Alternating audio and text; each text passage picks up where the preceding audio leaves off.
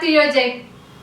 શ્રી નખત્રાણા લોહાણા મહાજન સંચાલિત શ્રી દરિયાસ્થાન જલારામ મંદિર ખાતે પરમ પૂજ્ય સંત શ્રી જલારામ બાપાની 60મા ગુરુવારની આરતી શ્રીમાન રમેશભાઈ પટેલ સાગર કટલેરી સ્ટોર નખત્રાણા પરિવાર સાથે આરતી ઉતારી હતી। આજના પ્રસંગે પૂજ્ય જલારામ બાપાના ભક્તજનો મોટી સંખ્યામાં ઉપસ્થિત રહ્યા હતા।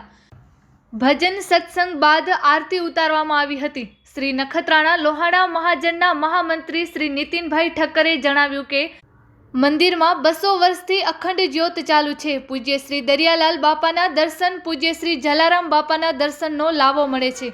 દર ગુરુવારે આરતી હોય છે, જેમાં મોટી સંખ્યામાં રઘુવંશી પરિવાર તેમજ ભક્તજનો ઉપસ્થિત રહે છે।